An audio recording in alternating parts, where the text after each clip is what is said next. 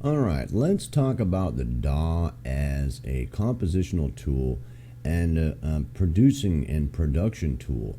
Basically, when we talked about basic music theory and some other subjects that I've spoken with on this channel, that one of the things that I've tried to point out is the DAW is actually a compositional tool.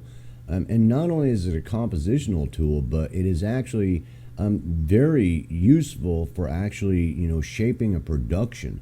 Whether or not that it's your production or somebody else's production, some of the things that you can do in the DAW are very, pertinent, compositional tools that may change how the whole composition is put together, and cause things, with effects, that can be done with the DAW that, can change the whole, the whole perspective of, how you initially saw the production. Whether or not you're composing it or somebody else is bringing you some work and they start talking to you about what can be done and things you can do. So let's just kind of look at that. We're not going to get into this too in depth. I just want to open up the door just so that it's in your mind that not only is it for recording and mixing and mastering, and just those basic functions, when you're in the studio, but it's actually can be a compositional tool and a huge tool in the production of whatever you're working on. One of the first things we'll talk about is like stereo field. If you watch the videos that I put on this channel about stereo field, that the stereo field, that's a huge thing, and it can very much, in a small production, it might not affect it too much. In a larger production, it almost certainly will, when you start actually breaking it down, to what you're going to do with it in a stereo field. Things like a moving stereo field that we had talked about. I mean, those are huge tools that are going to affect the production immensely. And, you can look at it as a compositional tool or not, but it still is. Because it's going to change what's going on in the actual song and may cause a whole lot of changes to happen just from things you do with it. So that's one of the first things that, can make a huge impact on your production. The other thing is effects and causing effects. I mean, somebody just talks about putting on some phaser or something, that might not cause a whole issue. But when you start really, using effects, well, and on certain aspects of your production, that there's a really good chance that it might change the whole composition and what you might do in it. It might cause different harmonic content that's actually going to change your idea about what instruments you want there, or how they're voiced, or what's going on with it, and causing effects, causing all kinds of different effects to happen during the production that might not exactly be an instrument that's going to cause some kind of effect in the production that you're doing from the DAW, that's that's changing the composition and the production.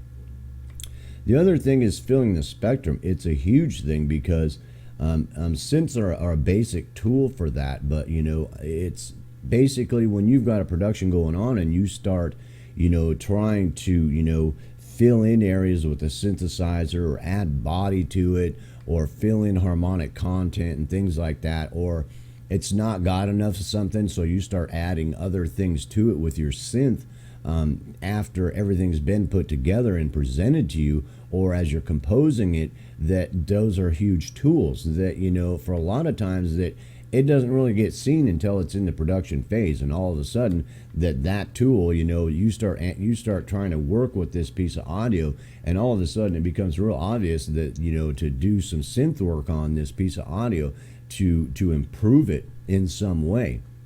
And sometimes it's real simple as just adding harmonic content to fill it out, but that doesn't really matter. I mean, it's still changing it, and it's like an instrument. Your DAWs, can very much be like an instrument in that perspective. You're still working with a synth, but it's it's during production changes that they were never seen. Well, the guy brought you a piece of paper from his composition, or the band walked in, and all of a sudden, whoa, we could do that. So that's another thing to see. The other part is sound effects. I mean, nowadays you can get a sound effect for any dang thing you want. I mean, anything from explosions to sparkle at the end of something, to glass crashing, or wind and thunder, and I mean, just about anything. Generated effects that you can do with synthesizers that might just all of a sudden it's like it was never thought of, but now that you've thought about it, and right there, it just would be cool if something did something, and it's like, and it's that simple a lot of times. Something needs to do something right there to make this work. And, I know that sounds ridiculous, but a lot of times that's how it starts, and then something needs something here, and we need to do something. And then you start digging around trying to figure out what kind of thing you can do.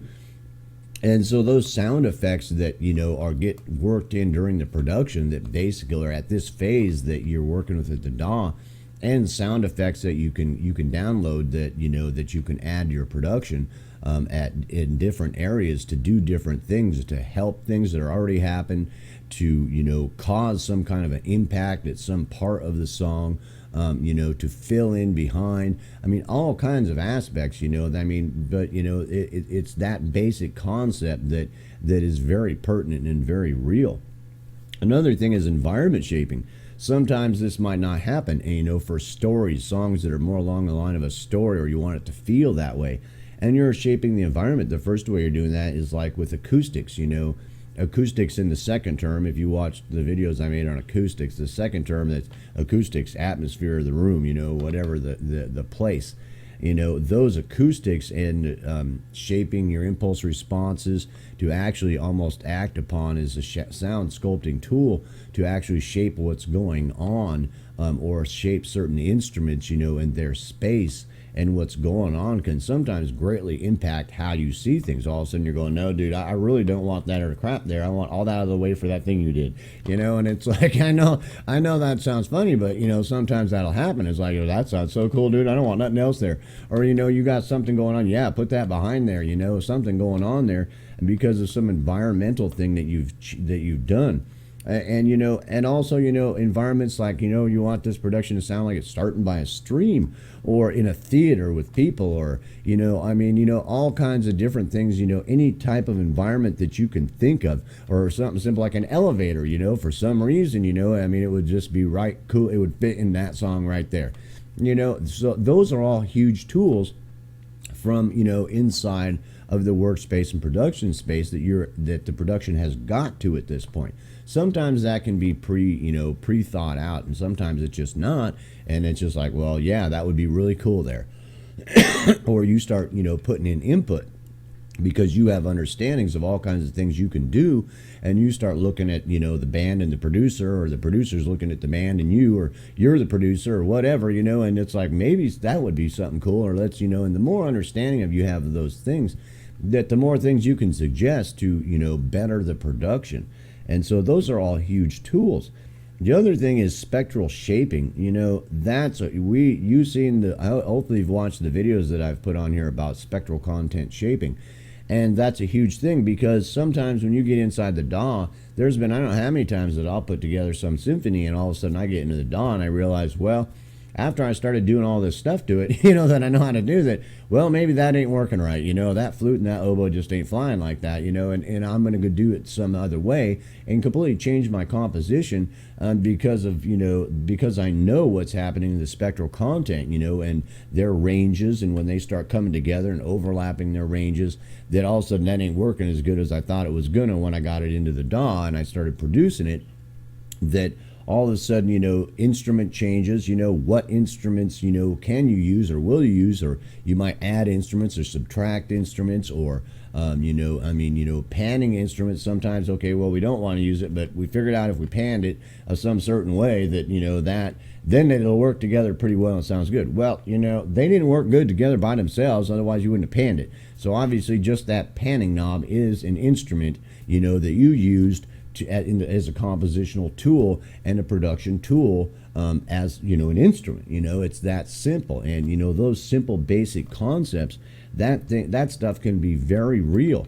And even some of the most simple things that the DAW can do, or your mixing board, or whatever tools you might have, that that even some of the most simple things they can do can drastically affect the production or the composition in a drastic way, and cause huge changes to happen sometimes.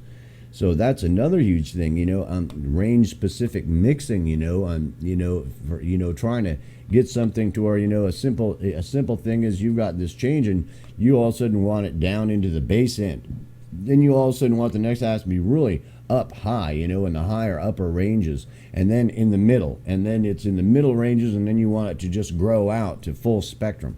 I mean, that's the compositional understanding of that is going to happen to some point, but when you get into the DAW, that you have going to be taking it to a whole new another level, that of all the aspects that are going to come into doing that, things you might have to add, instruments, that are being used, things you might take away, sound effects you might add in the back to give body, or synth effects or some kind of synth bodybuilding or something like that, or sound sculpting back there. Those things are huge things, and that's just a real simple example. I mean, there's all kinds of things that you can do. So that's very much pertinent. And then also shaping the sounds of the instrument. You've got this instrument, and one thing that we've talked about is that this guy's got this guitar tone that sounds really good, or the violin sounds, whatever, any instrument or synth, and all of a sudden you get it into a mix, and it doesn't sound as good, in the mix as it did before. So you got to go back and do spectral content shaping, and do sound sculpting on that instrument to make it sound better for that production. And where it's at in the production, in the panning, in the stereo field, how the whole production's put together, front to back, all those things in consideration. And then you might have to do some sound sculpting, some EQ work. Now I'm gonna have to trim that thing off on the bass end or the high end or the mid range, or I'm gonna have to add some harmonic content to it or something. It can completely change what's going on there. So you're also doing sound sculpting. So now, I mean, you're basically have taken an instrument to another level. The guy doesn't have that kind of stuff on his instrument to mess around with. Sometimes they do, but sometimes they don't, and that's up to you. So you are an extension of that instrument in the production, whether it's just composing or it's actually producing, and or you're producing, or you're the recording, mixing, mastering engineer. Well, any of those aspects you're at that or positions you're at, that with that knowledge and understanding makes you better at that to get the production done as well as possible with the tools that are available. Things like saturation and distortion are huge things. Some people don't really understand how huge a tool distortion, harmonic distortion, and saturation can be to change things, and enhance things, and build things. I mean, and if you watch the videos I've done using saturation and distortion, that you've got a pretty good understanding of the basic concepts of it, and hopefully you've looked into it to where what all that can do in your production. Adding body to instruments. Sometimes that you will just be adding body to instruments with delays and reverbs very lightly, and just adding this body that might change what's going on in your production. All of a sudden you might scale down the amount of instruments, or I mean, that's a simple example, or your panning of it and things like, I mean, all those things are going to so much greatly affect your production, your composition, and the recording, mixing, and mastering of it, that as you understand that it is an instrument itself to further production. Sometimes it's not like a guitar that has strings on it, but basically it becomes an extension of what you're doing. And sometimes it is, you pull out the synth yourself or sound sculpting tools, and it's an instrument extension. Or basically you understand that you've got some synth things that you can do to add harmonic content, and to help shape and sculpt and fill things out, as you're working with things that are simple tools. So I hope I put that out there to where it just made it fairly obvious that that your DAW is a huge instrument. It is an instrument, and it's an extension of other instruments in itself, to help sculpt the production, the composition, and the final end product of what you're working with. No matter where you're at in that production, you understanding that that it's a tool for you to use that has lots of different aspects and things that it can do. And I just touched on some of the basics, but if you really dig around a little bit, you'll find it's amazing how, how much of a tool it is for composition and for an extension of instruments to help build the production. So peace, hope, love.